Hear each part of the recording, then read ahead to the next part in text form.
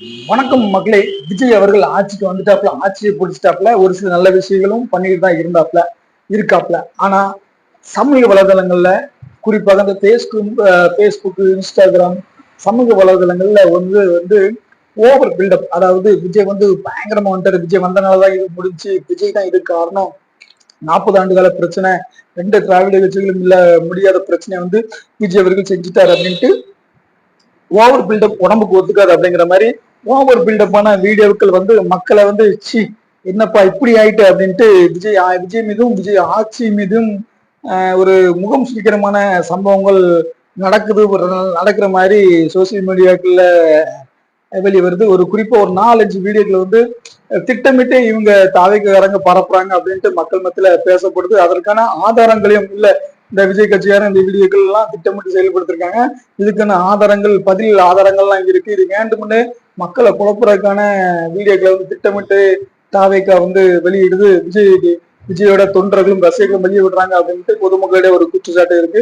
உண்மையிலே அப்படி திட்டமிட்டு வீடியோக்கள்லாம் வெளியே வருதா, திட்டமிட்டு ஓவரா பில்டப் பண்ற மாதிரி காரியங்கள் நடக்குதா? உண்மையிலே ஒரு 4 வீடியோக்கள் தாவேக்கா பத்த வந்த வீடியோக்கள்லாம் வந்து யதார்த்தமா வந்ததா அல்லது திட்டமிட்டம் வந்ததா, அதை வந்து பப்ளிக் எப்படி கண்டுபிடிக்கிறாங்க, அல்லது உண்மையிலேயே இந்த மாதிரி இன்ஃபுளுன்ஸையும் வச்சு அல்லது இந்த மாதிரி வீடியோக்களை வச்சு மட்டுமே 5 ஆண்டு காலத்து ஆட்சியை விஜய் ஓட்டிடுவாரா? திரும்ப மக்கள் இப்போ இந்த மாதிரி 4-5 வீடியோக்களை கண்டுபிடிச்ச மாதிரி திரும்பவும் கண்டுபிடிச்சா அடுத்த எலெக்ஷன்ல தாவேக்க வெற்றி பெற வாய்ப்பு இருக்கா, அல்லது விஜய் வந்து வேற டேமேஜ் ஆகிறதுக்கு வாய்ப்பு இருக்கா? உண்மையில என்னதான் நடந்தது அதை தான் நம்ம இந்த வீடியோல இப்போ விரைவாகவும் பார்த்துருவோம். முதல்ல வந்து ஒரு 4-5 வீடியோக்கள் பயங்கரமா பில்டப்பா வைரல் ஆயிட்டு வந்துட்டு இருக்கு. விஜய் அதை பண்ணாரு இதை பண்ணாரு அப்படின்ட்டு. ஆனா அதை வந்து பொதுமக்கள் கண்டுபிடிச்சாங்க, இல்ல இது வந்து ஃபேக் வீடியோஸ், விஜய் வந்து அது தாவேக்கா வந்து பயங்கர பில்டப் பண்றதுக்காக உருவாக்கப்பட்ட வீடியோக்கள் கண்டுபிடிச்சிட்டாங்க. அந்த 4 வீடியோக்கள் என்னங்கிற முதல்ல நம்ம உங்ககிட்ட தெரியப்படுத்துறோம். முதல் வீடியோ வந்து ஒரு பெண்மணி வந்து ஒரு டாஸ்மார்க் கடையை வந்து விஜய் வந்தாப்புல 40 ஆண்டுகால அந்த போராட்டமா நாங்க எவ்வளவோ கம்ப்ளைண்ட் கொடுத்தோம், எங்களுக்கு வந்து அந்த டாஸ்மார்க் கடையை மூட முடியல, ஆனா விஜய் வந்தாப்புல அந்த 2 நாள்ல மூடி கொடுத்துரு அப்படிங்கிற மாதிரி ஒரு வீடியோ வந்து வெளியே வருது.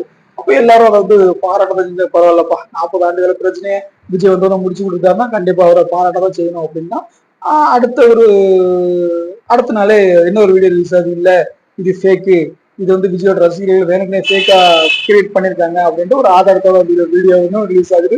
மொத்த வீடியோ எப்படி வைரல் ஆச்சோ வந்து 2 வீடியோவும் வைரல் ஆகும். அப்ப அந்த 2 வீடியோ பார்த்து மக்கள் வந்து என்னடா இது பித்தலாட்ட மாதிரியா, பித்தலாட்ட மாதிரி எல்லாம் தெரியுது, உண்மையில இது விஜய்க்கு தெரிஞ்சுதான் பண்றாங்களா, அல்லது வேணுக்கிட்டு விஜய பில்டப் பண்ணி லாஸ்ட் வரைக்கும் 5 வருஷ காலத்தை ஓட்டிடலாம் அப்படிங்கிற மாதிரி கொண்டு அப்படிங்கிற மாதிரி மக்கள் யோசிக்கிற அளவுக்கு வந்துட்டாங்க. அது என்னன்னா, அந்த பெண்மணியை எடுத்த அந்த ஒயின் ஷாப் வந்து மூடப்படலை, விஜய் அவர்களாலும் அது மூடப்படலை. அது வந்து ஒரு இப்பவும் அந்த டாஸ்மார்க் கடை நடந்துட்டு தான் இருக்கு. அந்த பெண்மணி வந்து காலைல 10 மணிக்கு எடுத்திருக்காப்ல. அந்த வீடியோ பார்த்துட்டு பைக்ல வந்தது, பரவாயில்ல இப்ப மூட்டு அப்படின்னு இந்த ஒயின் ஷாப் மூடிட்டேன்னாங்களே, நம்ம வீடியோவை பார்த்தோம், என்னடா இது வந்து மூடாம இருக்கு அப்படின்ட்டு அவர் வீடியோவை பதிவு பண்றாங்க.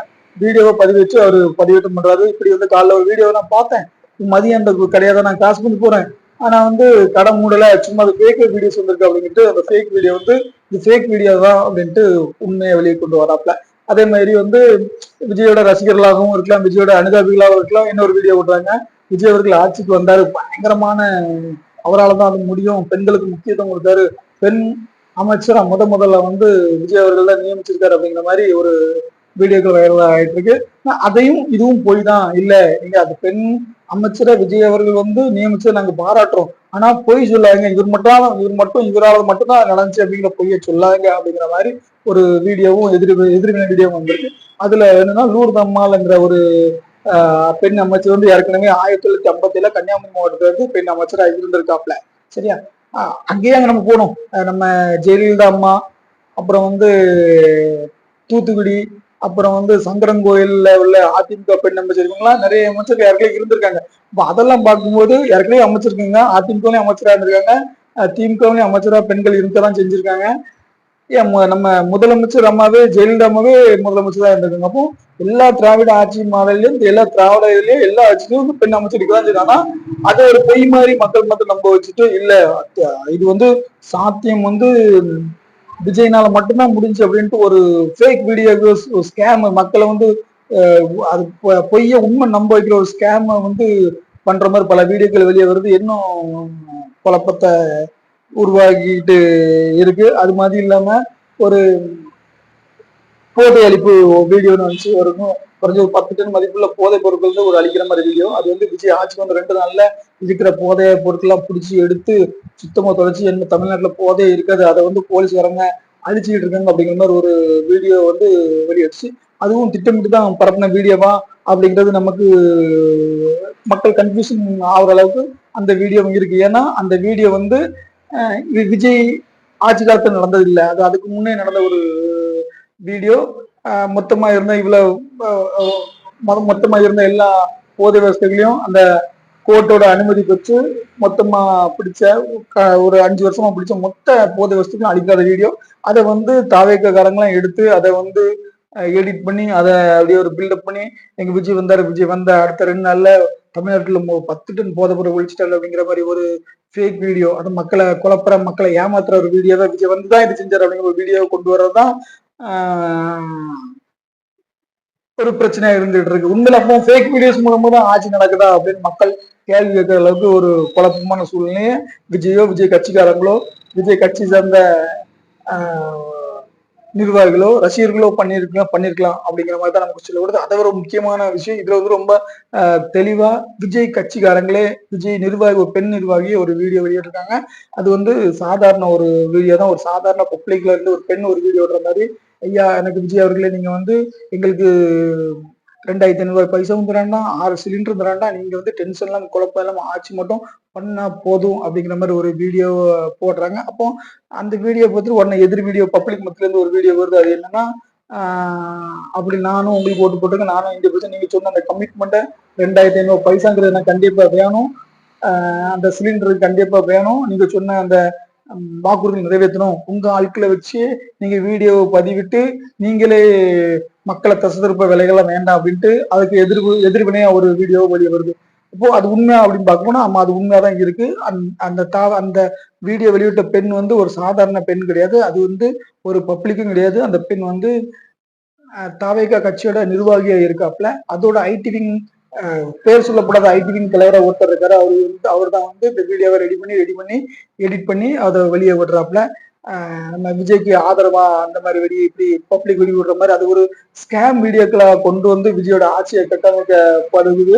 அதுக்கு வந்து இப்படி இதே மாதிரி இப்படி எல்லாம் பப்ளிக் சொல்ற மாதிரி வீடியோ வெளியே வரும் பாருங்க அப்படின்ட்டு ஒரு ஆள் வந்து 3 நாளைக்குன்னு ஒரு வீடியோ வெளியே விடுறாரு. அதுல எப்படி விடுறான்னா எங்களுக்கு ஒண்ணுமே வேண்டாம், எங்களுக்கு சிலிண்டர் வேண்டாம், எங்களுக்கு ஒண்ணுமே வேண்டாம், நான் விஜய் மட்டும் ஆட்சி பண்ணா போதும் அப்படின்ட்டு விஜய் அவர்களை வந்து விஜய் கட்சிக்காரங்களை ஒரு வீடியோ வெளியிடுவாங்க பாருங்க, ஏன்னா அவங்களை ஒன்றும் செய்ய முடியாது, இப்படி வந்து மக்களை குழப்பறதுக்கான ஒரு வீடியோக்களை விடுவாங்க பாருங்க அப்படின்ட்டு ஒரு மனுஷன் வந்து ஒரு வீடியோவை வெளியிடாரு. அதே மாதிரி அடுத்த நாள்ல இந்த வீடியோ வருது. இப்போ அந்த 2 வீடியோவும் ட்ரெண்டிங். எனக்கு வேண்டாம்னு சொன்னி இவங்க செட்டப் பண்ண ஒரு வீடியோவும் இப்படி இவங்க செய்வதுங்க பாருங்க அப்படின்ற ஒரு வீடியோவும் 2 ட்ரெண்டிங் ஆயிட்டு ஒட்டுமொத்தத்துல விஜய் அவர்கள் வந்து இந்த 5 ஆண்டு காலத்தை வந்து அந்த மாதிரி வீடியோ போட்டு மக்களை குழப்பத்தையே கொண்டு போயிடலாம் அப்படின்னு நினைச்சுன்னா அது அவருடைய முட்டல்தனமா தான் இருக்கும். அவருக்கு ஒரு நல்ல சான்ஸ் கிடைச்சிருக்கு. அது எப்படி கொண்டு போறாரு அப்படிங்கிறது நமக்கு தெரியல. இப்போ குறிப்பிட்ட காலத்துல இந்த மாதிரி ஃபேக் வீடியோக்கள் நிறைய கண்டுபிடிக்கப்பட்டுருச்சு. இதுக்கு பிறகு நிறைய ஃபேக் வீடியோக்கள் வந்தா வந்து அது விஜய் அவர்களோட அந்த நம்பகத்தன்மை கெடுக்கும் அப்படிங்கறதா நம்மளோட கருத்தா இருக்கு. உங்களுக்கும் நான் சொல்றது கரெக்ட் தானா இல்லையா, இல்ல நீ போய் நாப்பா சொல்றா, நீ சொல்றதுக்கும் நடக்கிறதுக்கும் சம்பந்தம் இல்லை அப்படின்னா நம்ம கண்டிப்பா கமெண்ட் செக்ஷன்ல உங்களுடைய கமெண்ட்ல பதிவு பண்ணுங்க. அதுக்கு நம்ம சரியான கரெக்டான உங்களுக்கு விளக்கங்கள் கொடுக்கப்படும். மீண்டும் ஒரு வீடியோவில் உங்களை சந்திக்கிறேன். நன்றி, வணக்கம்.